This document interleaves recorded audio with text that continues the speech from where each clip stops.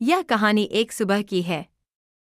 जब सब चिड़िया दाना चुगने के लिए बाहर जाती हैं, उसमें कई चिड़िया रंग बिरंगी थी और वो अपना पेट भरने के लिए दाना ढूंढने निकल जाती। इसी प्रकार से सोनी चिड़िया भी अपने घर से निकलकर मोनी के पास जाना चाहती है। अरे टूनी चिड़िया, अंदर क्या कर रही हो?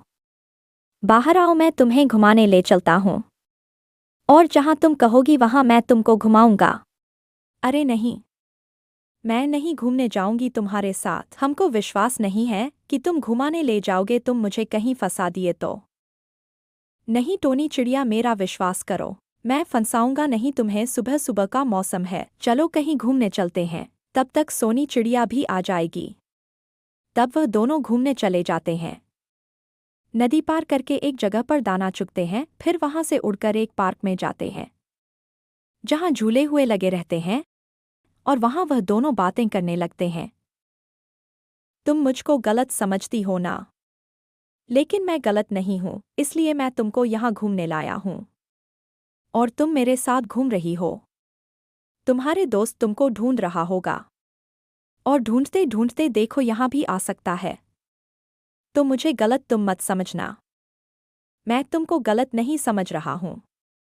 लेकिन तुम जैसे नीले कौवे पर मुझे विश्वास नहीं है। चलो ठीक है, पर मुझे घर छोड़ दोगे ना?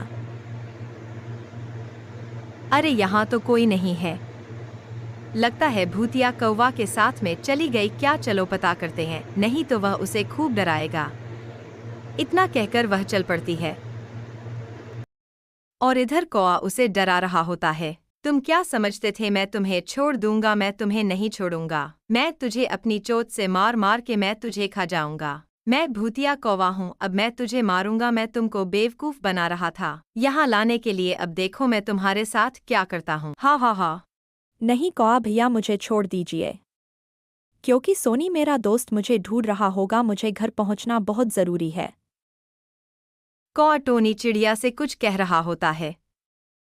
तब तक सोने चिड़िया उसे देख लेती है और तुरंत उसके पास आ जाती है और कौवा देखकर डर जाता है। दो लोग एक साथ को देखकर वह तुरंत ही वहां से निकलने की सोचने लगता है और सोनी चिड़िया के आते ही वह वहां से भाग जाता है और टोनी चिड़िया बच जाती है। इस तरह दोनों सोनी और टोनी एक साथ मिल जाते हैं और कहानी यहीं पर समाप्त हो जाती है।